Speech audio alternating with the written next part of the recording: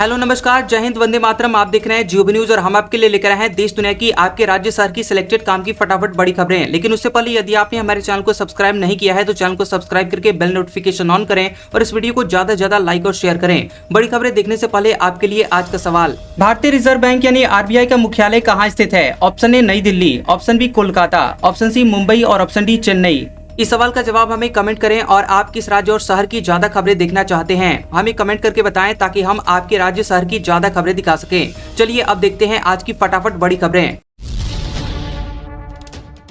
पनीर, साबुन, शैम्पू के साथ कार एसी सस्ते हुए, जीएसटी की नई दरें लागू। बता दें आपको कि 22 सितंबर से घी, पनीर खरीदने से लेकर कार और एसी खरीदना सस्ता हो गया है। सरकार ने 3 सितंबर को जीएसटी में कटौती का ऐलान किया था जो कि अब लागू हो गई है। अब केवल 2 स्लैब में जीएसटी लगेगा, 5% और 18%। सरकार ने टैक्स सिस्टम को आसान बनाने के लिए ऐसा किया है। जीएसटी काउंसिल की 56वीं मीटिंग में इस पर फैसला लिया गया है।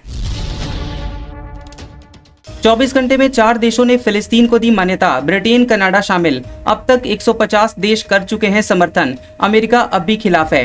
पिछले 24 घंटे में ब्रिटेन, कनाडा, ऑस्ट्रेलिया और पुर्तगाल ने फिलिस्तीन को औपचारिक तौर पर एक स्वतंत्र देश के रूप में मान्यता दे दी है। इसलिए फिलिस्तीन को मान्यता देने वाले देशों की संख्या अब करीब 150 हो गई है। ब्रिटेन के प्रधानमंत्री कीर स्टारमर ने कहा है कि 2 राष्ट्र समाधान ही शांति का रास्ता है। वहीं पुर्तगाल के विदेश मंत्री पाउलो रेंजेल ने कहा कि फिलिस्तीन को मान्यता देना ही स्थायी शांति का एकमात्र रास्ता है। इस कदम से इजराइल पर गाजा में मानवीय संकट कम करने का दबाव बढ़ा है।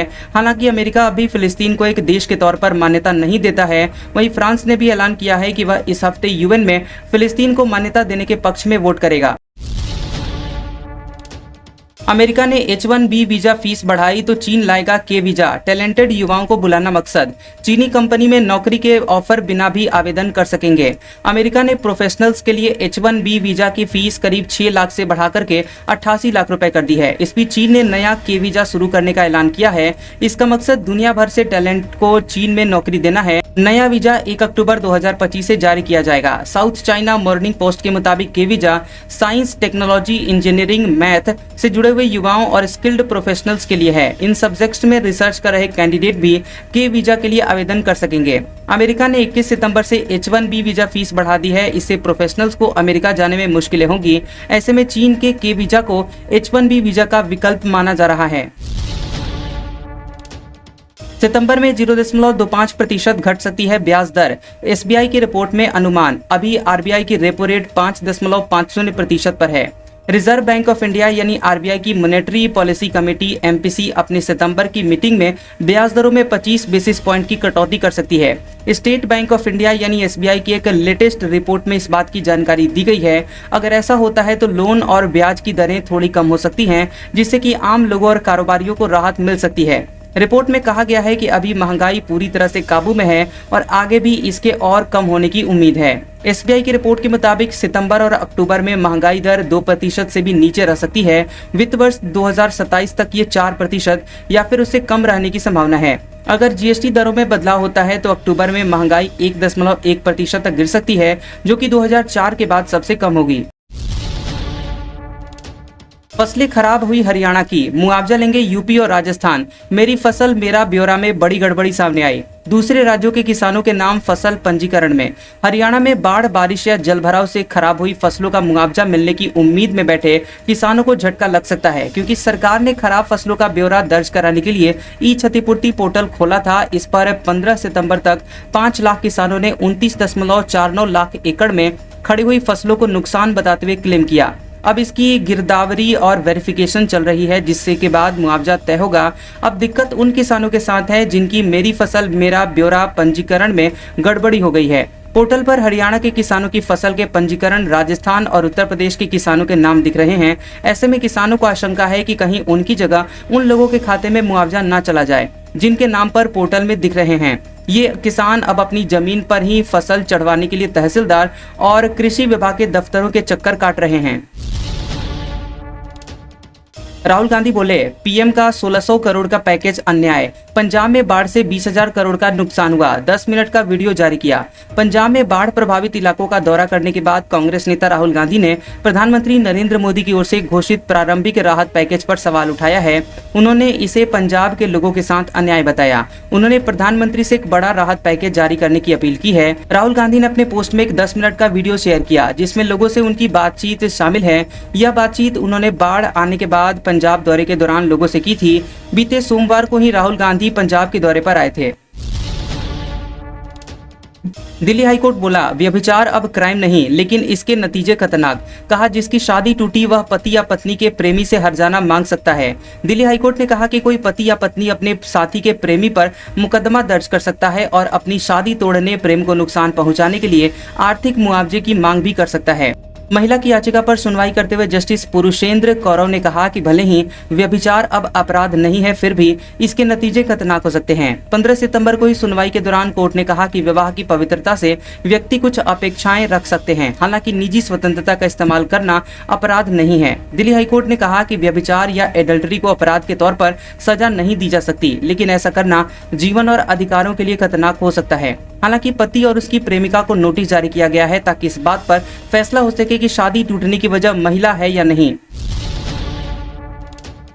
केंद्र सरकार ने NSCN-K को 5 साल के लिए घोषित किया गैर कानूनी संगठन। भारत से अलग नागालैंड की करता है मांग।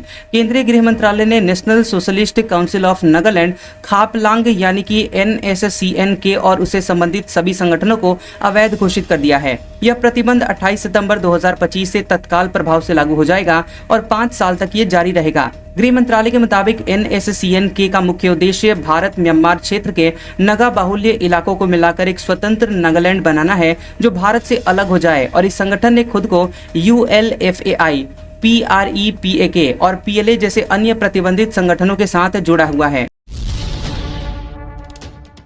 मोहन भागवत ने कहा, भारत आंख मूंदकर आगे नहीं बढ़ सकता। अमेरिकी टैरिफ और H-1B वीजा फीस पर जो जरूरी हो वो करना चाहिए। राष्ट्रीय स्वयंसेवक संघ RSS चीफ मोहन भागवत ने अमेरिका के भारत पर बढ़ाए गए टैरिफ और H-1B वीजा फीस पर कहा कि भारत को इस स्थिति से बाहर निकलने के लिए जो जरूरी हो वो करना चाहिए, लेकिन हम आंख मूंदकर आगे नहीं बढ़ सकते। उन्होंने कहा कि भारत और अन्य देशों के सामने जो समस्याएं हैं वे पिछले यहाँ 2000 सालों से अपनाई गई उस व्यवस्था का नतीजा है जो विकास और सुख की खंडित दृष्टि पर आधारित रही है। इसलिए हमें अपनी राय खुद तय करनी होगी। RSS चीफ ने कहा कि हम इन हालात से निकलने का रास्ता ढूंढ लेंगे, लेकिन भविष्य में कभी न कभी हमें फिर से ऐसे हालात का सामना करना पड़ेगा, क्योंकि इस खंडित दृष्टि से में हमेशा मैं और बाकी दुनिया या हम और वे की सोच रहती है। वाराणसी आ रही फ्लाइट का कॉकपिट खोलने की कोशिश हुई, हाईजैक के डर से कैप्टन ने नहीं खोला। CISF ने 9 को हिरासत में लिया। बेंगलुरु से वाराणसी आ रही एयर इंडिया एक्सप्रेस के विमान में एक यात्री ने कॉकपिट का दरवाजा खोलने की कोशिश की। उसने दरवाजे का सही पासपोर्ट भी डाला, लेकिन कैप्टन ने हाईजैक के डर से दरवाजा नहीं खोला। कैबिन क्रू ने उसे रोकने की कोशिश की तो उसके साथ के लोग आ गए, अंदर जाने की कोशिश करने लगे। एयरलाइंस कर्मियों ने उन्हें फटकार लगाते हुए सीट पर बैठाया। वहीं कैप्टन ने एयर ट्रैफिक कंट्रोल ATC को इसकी सूचना दी। बता दें कि ATC ने एयरपोर्ट अथॉरिटी को सूचना दी। जैसे ही विमान वाराणसी में लैंड हुआ, CISF ने आरोपी और उसके 8 साथियों को हिरासत में ले लिया। सूचना मिलते ही ATS, LIU, सेंट्रल इंटेलिजेंस और साइबर क्राइम की टीम मौके पर पहुंची। सभी बेंगलुरु के निवासी हैं। लोकल पुलिस के जरिए उनके एड्रेस का वेरिफिकेशन करवाया जा रहा है। राजनाथ सिंह बोले, POK बिना हमला किए वापस मिलेगा, एक दिन खुद कहेगा मैं भारत हूं। ऑपरेशन सिंदूर दोबारा हो सकता है शुरू। बता दें कि रक्षा मंत्री राजनाथ सिंह ने कहा कि पाकिस्तान के कब्जे वाला कश्मीर यानी POK भारत को बिना किसी लड़ाई या हमले के अपने आप मिल जाएगा। POK के लोग खुद आजादी की मांग कर रहे हैं और एक दिन वे खुद कहेंगे कि मैं भी भारत हूं। राजनाथ सिंह ने ये बात मोरक्को में भारतीय समुदाय से बातचीत के दौरान कही है। उन्होंने याद दिलाया कि 5 साल पहले कश्मीर में सेना के कार्यक्रम में भी उन्होंने यही बात कही थी। यह बयान उस समय आया है जब विपक्ष केंद्र सरकार पर आरोप लगा रहा है कि हमने 7 मई को ऑपरेशन सिंदूर के दौरान POK को कब्जाने का मौका गंवा दिया है। उस समय भारतीय वायुसेना ने कई पाकिस्तानी फाइटर जेट गिराए थे, लेकिन सरकार ने सीज फायर मान लिया। ओडिशा हाईकोर्ट बोला, सभी पढ़ी लिखी पत्नियां पति पर बोझ नहीं, अगर पत्नी की इनकम के सबूत नहीं तो पति को गुजारा भत्ता देना होगा। ओडिशा हाईकोर्ट ने पत्नी और बेटी को 10,000 रुपए मेंटेनेंस देने के फैमिली कोर्ट के आदेश को बरकरार रखा है। हाईकोर्ट ने कहा कि पति ये साबित नहीं कर पाया कि पत्नी के पास परमानेंट इनकम है। जस्टिस गौरीशंकर सतपथी की बेंच ने सुनवाई के दौरान कहा कि पति ने ऐसा कोई दस्तावेज या सबूत नहीं दिया है जिससे यह पता चल सके कि पत्नी कितने मामलों में वकालत कर रही है और कितना कमा रही है। कोर्ट ने कहा कि यदि पत्नी की इनकम के सबूत नहीं है तो यह मानना गलत है कि सभी पढ़ी लिखी पत्नियां पति के पैसों पर जीना चाहती हैं। उन्हें बेकार वर्ग कहना भी गलत है। हाईकोर्ट ने कहा कि सिर्फ शिक्षित होना ये साबित नहीं करता कि महिला जानबूझकर काम नहीं कर रही है या फिर पति पर बोझ बनकर रहना चाहती है। जब तक ठोस सबूत ना हो तब तक ऐसी सोच रखना गलत है। सैटेलाइट की सुरक्षा के लिए भारत बॉडीगार्ड सैटेलाइट बनाएगा। अंतरिक्ष में संदिग्ध गतिविधि भी पता चलेगी। एक देश का उपग्रह 1 किलोमीटर पास से गुजरा था। अंतरिक्ष में बढ़ते हुए खतरे और दुश्मन देशों की सैटेलाइट गतिविधियों को देखते हुए भारत सरकार अपने उपग्रहों की सुरक्षा सुनिश्चित करने के लिए और उनको सुरक्षा को मजबूत करने के लिए योजना बना रही है। मोदी सरकार अब ऐसे खास बॉडीगार्ड सैटेलाइट बनाने की तैयारी कर रही है जो कि अंतरिक्ष में भारतीय सैटेलाइट की सुरक्षा करेंगे और किसी भी संदिग्ध गतिविधि का तुरंत जवाब देंगे। ब्लूमबर्ग के सूत्रों के मुताबिक इस तैयारी को तेजी तब मिली जब 2024 के बीच एक पड़ोसी देश का सैटेलाइट इसरो के सैटेलाइट के सिर्फ 1 किलोमीटर पास से गुजरा था। रिपोर्ट के मुताबिक ये सैटेलाइट 500-600 किलोमीटर की ऊंचाई पर था और मैपिंग और जमीन की निगरानी जैसे सैन्य काम कर रहा था।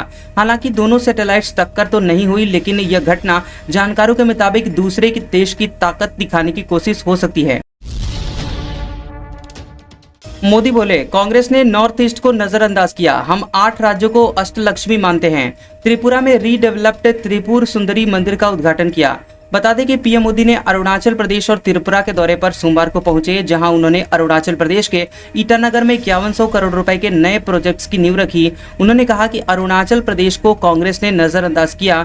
हमारा पूरा नॉर्थ ईस्ट छूट गया है। जब मुझे सेवा का अवसर दिया गया तो मैंने कांग्रेसी सोच से देश को मुक्ति दिलाई। हमारी प्रेरणा इसी राज्य में वोटों और सीटों की संख्या नहीं है, नेशन फर्स्ट की भावना है। पीएम मोदी ने कहा कि जिनको कभी किसी ने नहीं पूछा उसको मोदी पूजता है। इसलिए जिस नॉर्थ ईस्ट को कांग्रेस ने भुला दिया था वो 2014 के बाद विकास की प्राथमिकता बन गया है। हमने नॉर्थ ईस्ट में लास्ट माइल कनेक्टिविटी को अपनी सरकार की पहचान बनाया और यहाँ के 8 राज्यों को अष्टलक्ष्मी माना।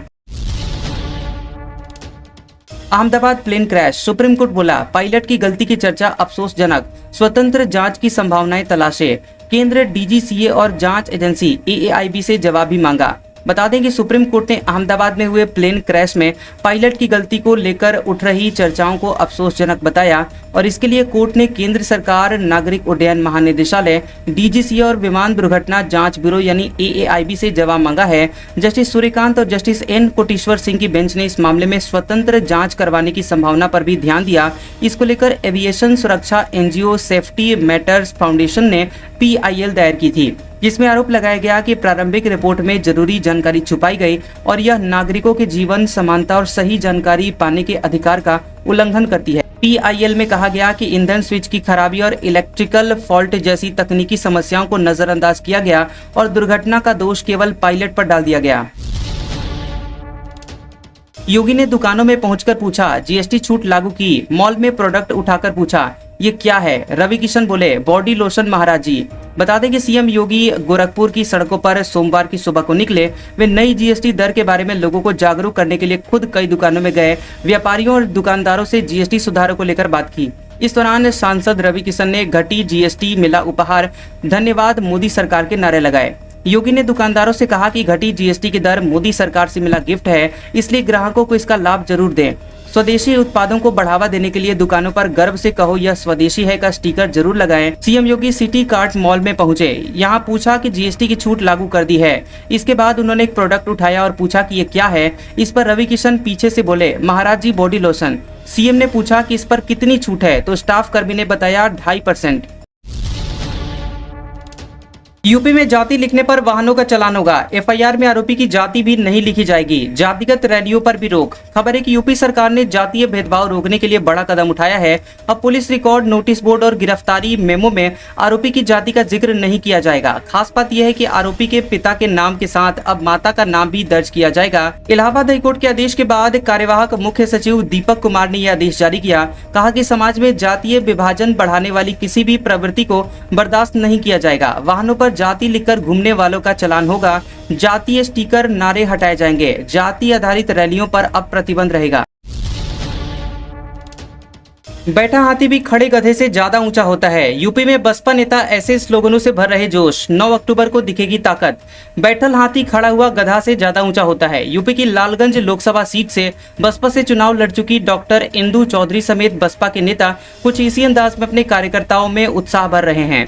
राजनीतिक गलियारों में जिस बसपा को समाप्त मान लिया गया था, वो फिर से उठ खड़े होने की कोशिश में जुटी हुई है। 9 अक्टूबर को कांशीराम के पुण्यतिथि पर होने वाले राज्यव्यापी कार्यक्रम के जरिए मायावती शक्ति प्रदर्शन कर साफ संकेत देना चाहती हैं व दिखाना चाहती हैं कि विधानसभा चुनाव में वोट शेयर भले ही कम हुआ हो, लेकिन संगठन मजबूत है। बड़ी कंपनी के मालिक ले रहे गरीबों का अनाज। 12 लाख मुर्दों के नाम से भी जा रहा फ्री सरकारी अनाज। केंद्र सरकार ने पकड़ी गड़बड़ी।